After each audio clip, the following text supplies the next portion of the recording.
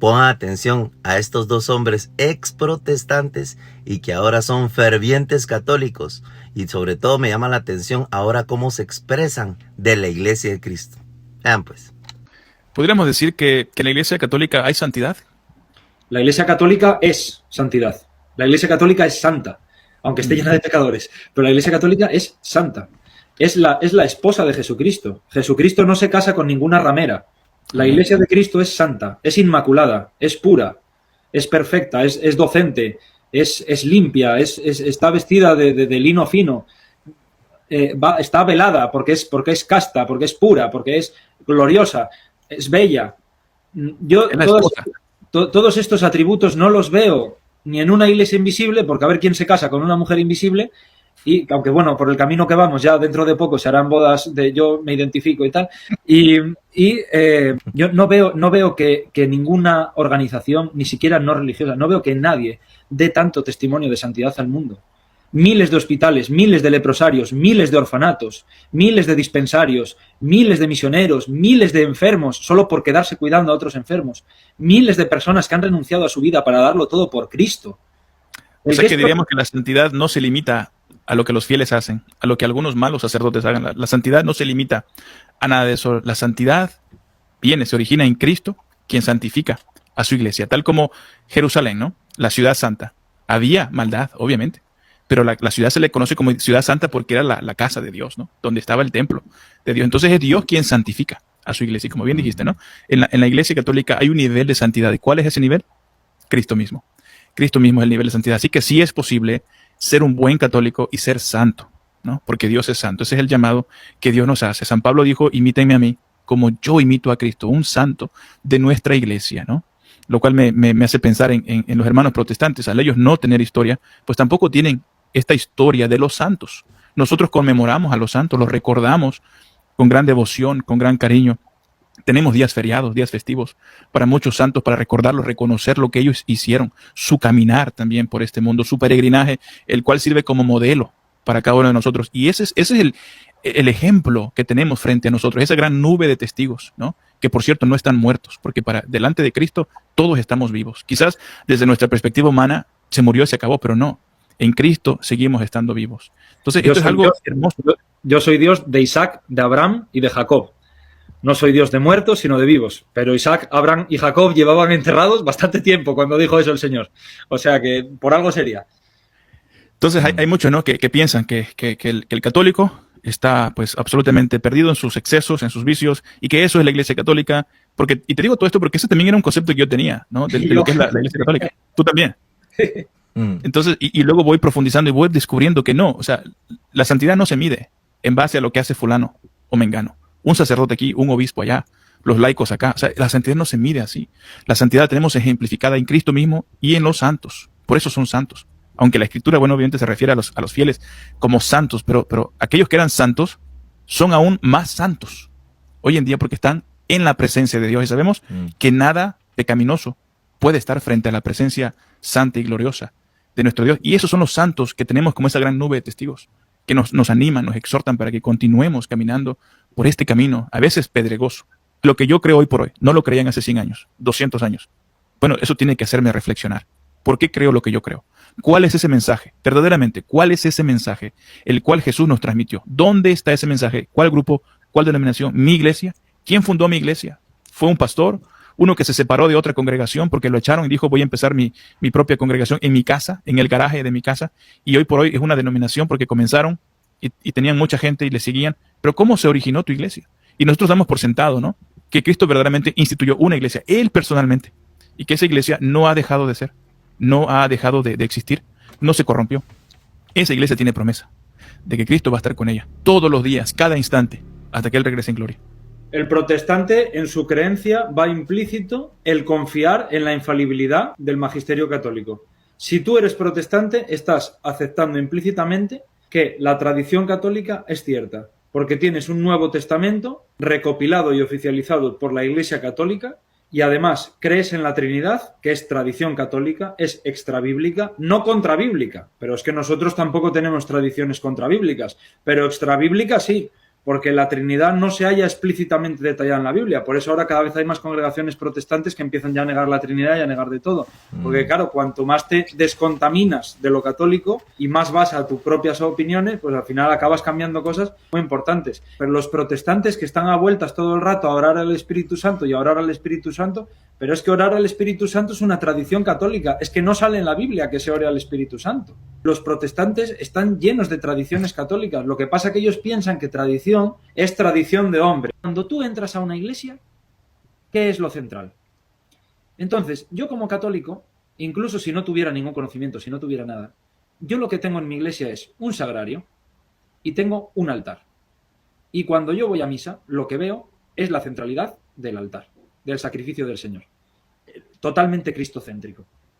Y cuando yo voy a una iglesia protestante, yo lo que veo es que no solo no hay sagrario, sino que no hay altar, y el altar se ha sustituido por el púlpito, y en lugar de tener centralidad en Cristo, tenemos centralidad en un paisano que cuenta sus historias. O sea, es que eso es increíble. Cuando yo llegué a la iglesia a mí me volaba la cabeza, yo no entendía lo que era la misa, ni lo que significaba, ni nada. Entonces a mí me extrañaba mucho que yo venía acostumbrado a sermones de 2 horas, de hora y media, el pastor predicando, y que ellos ya decían que eran flojos, que en la Reforma se predicaban 7 horas o no sé cuánto. Por cierto, ese es el origen de los bancos. Las iglesias católicas antiguas, si la gente se fija, no están diseñadas arquitectónicamente, de hecho no queda bien tener bancos, porque era como lo han mantenido los ortodoxos, no había bancos.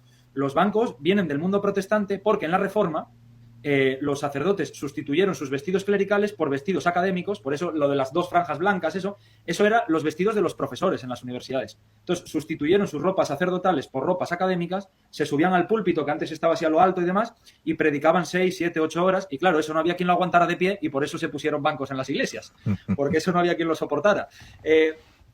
Pero, claro, se ha sustituido la centralidad del altar de Cristo por la centralidad del predicador.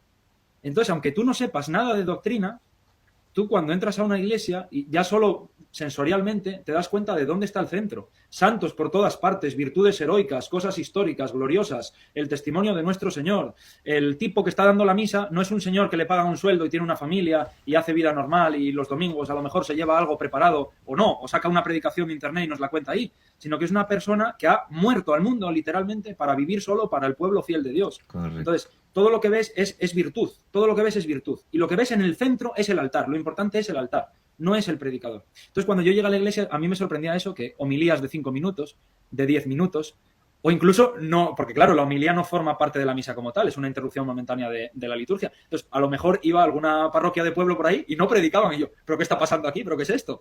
Claro, es que la misa no es una catequesis. Los cultos protestantes son catequesis. Tú vas allí, cantas y luego tú recibes una formación. Eso es la predicación. Pero es que el culto divino católico no es una catequesis. Las catequesis van aparte, tendrás tu movimiento o tendrás tus grupos parroquiales de formación para adultos, tendrás otras cosas. Pero la misa no es para recibir formación. La misa tiene 4 fines. Pero el fin más importante de la misa es el fin latréutico, el de dar la gloria a Dios. Entonces, la misa es la glorificación de Dios en su obra máxima de amor, que es la cruz.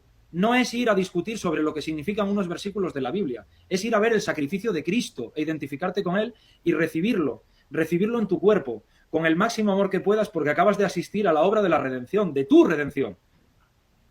No hace falta ser un genio para darse cuenta que lo que estás viendo allí es lo más grandioso que hayas podido ver nunca. La Eucaristía es la cúspide de nuestra fe. O sea, es lo máximo. Ahí se centraliza todo. Como bien dices, ¿no? El altar, el sacrificio mismo, y no es que la misa sea un nuevo sacrificio. Estamos hablando de ese sacrificio perpetuo de Cristo, de una vez y para siempre, ¿no? Para todos nosotros, para que participemos como fieles de ese sacrificio. Cristo entregándose verdaderamente como esa víctima, ¿no? Sacrificial, como el Cordero de Dios.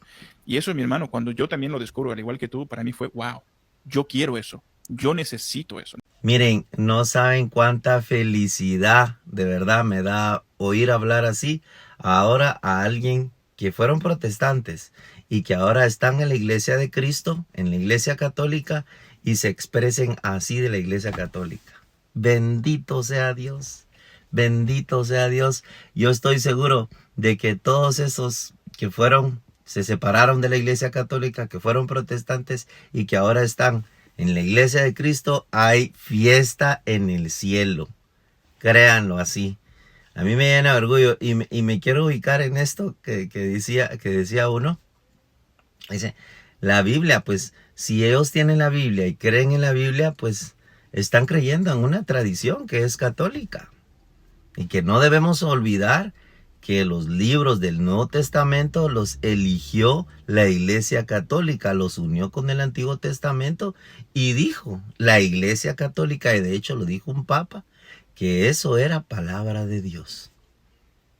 Entonces, porque ellos si creen en la Iglesia, si creen en la Biblia, pues para que sepan, la Biblia salió de la Iglesia Católica, aunque digan que no, aunque digan lo que digan, todo buen cristiano bien instruido sabe perfectamente. De hecho, hay muchos protestantes que aceptan y dicen, sí, la Biblia la tenemos gracias a la Iglesia Católica.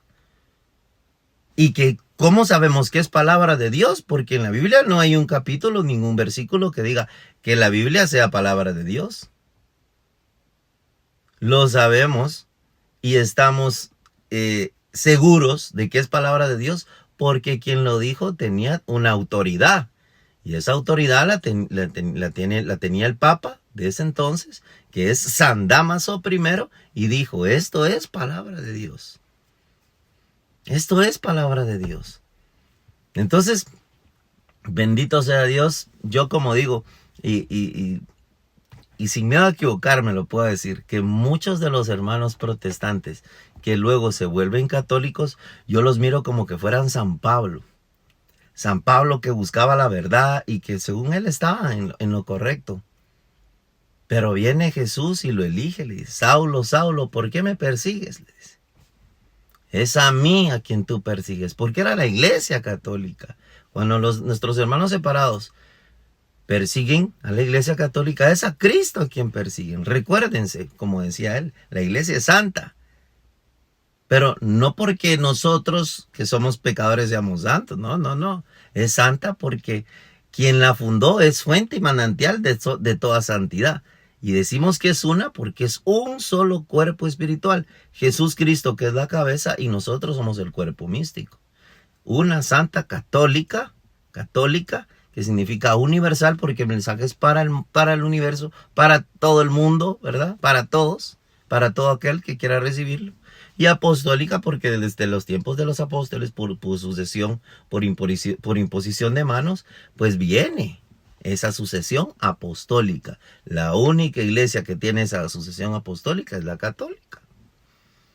Me encanta ir a hablar esto. Miren, pues, entonces yo les digo, todas estas personas que fueron protestantes y que ahora son católicos, se volvieron a la verdadera fe de Cristo, son fuertes, tienen al Espíritu Santo, defienden a la Iglesia Católica, están bien enamorados, bien de la Iglesia que Cristo fundó, de verdad, y eso, como dice el padre Luis Toro, que un protestante se vuelva católico, es difícil. Se puede decir que ocurre un cierto milagro en el alma, en el corazón de estas personas. Yo felicito a estos dos hombres que eran católicos, que eran protestantes y que ahora predican. Miren, ni los mismos católicos hablan así, ni los mismos católicos que ya llevan años, y ellos siendo protestantes, miren cómo hablan ahora. Me encanta, de veras. Yo me quedé así, porque yo los había visto en otros videos y yo decía, bueno, pues sí, muy buenos, pero cada vez están ansiosos, se puede decir que quieren saber más y quieren saber más de la Iglesia de Cristo y se llenan de conocimientos. Si no, ahí miremos a Alarcón, a Santiago Alarcón, otra eminencia, y me gusta la paciencia que tiene también él, ¿verdad? O sea, mis respetos, y lo vuelvo a repetir, mis respetos porque eran protestantes y ahora defienden la Iglesia. ¿Y qué pasa con los que han sido siempre católicos? A veces sí, ni defienden. ¿Verdad? Entonces, les dejo ese video ahí. Felicitaciones para estos dos ex protestantes que ahora están enamorados de la Iglesia, de la verdadera Iglesia de Cristo, que es la católica. Que Dios me los bendiga, la Virgen me los cubra con santo manto. Bye pues.